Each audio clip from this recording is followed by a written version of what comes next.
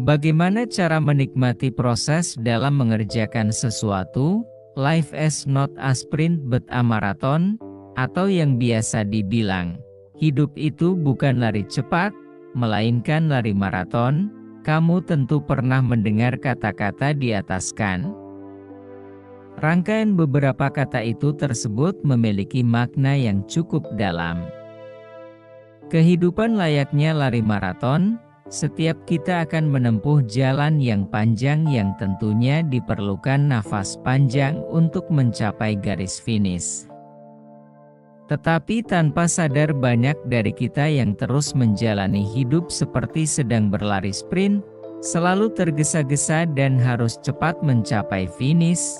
Nah, berikut adalah beberapa tips agar kita dapat menikmati proses dalam mengerjakan sesuatu.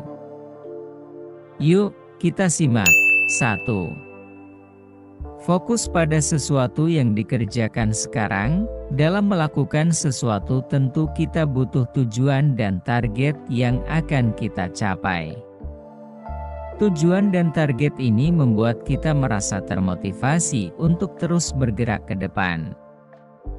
Akan tetapi, terkadang tujuan ini membutakan mata dan pikiran kita. Kita terus berlari untuk mencapai tujuan tanpa memperdulikan keadaan sekitar. Tentu hal ini tidak baik jika terus kita lakukan. Nikmati setiap langkah. Fokus pada apa yang kita kerjakan sekarang membuat kita merasa lebih bahagia dan tenang. Enjoy the moment, dan hadirlah secara utuh dalam tiap hal yang kita lakukan. Jalani satu persatu tugas kita dengan sepenuh hati. 2. Beri jeda untuk setiap pekerjaan. Take your time. Beban yang dimiliki oleh tiap pekerjaan tentu berbeda-beda. Ada pekerjaan yang memiliki tingkat kesulitan tinggi, ada juga yang tingkat kesulitannya rendah. Tingkat kesulitan ini akan mempengaruhi energi yang kita keluarkan dalam mengerjakan tiap tugas. Untuk itu, ketika kita sudah selesai mengerjakan suatu pekerjaan, cobalah untuk mengambil waktu jeda untuk beristirahat. Setelah tenaga kita sudah pulih, kita dapat melanjutkan ke pekerjaan berikutnya. Hal ini juga akan membuat kita maksimal dalam mengerjakan pekerjaan. 3. Evaluasi setiap ada kegagalan. Ada pepatah yang mengatakan bahwa kegagalan adalah kesuksesan yang tertunda. Pepatah ini dapat terbukti kebenarannya jika kita melakukan suatu evaluasi setiap mengalami kegagalan. Dengan melakukan hal itu, maka kita akan mengetahui bagian-bagian mana yang salah dalam mengerjakan pekerjaan sebelumnya.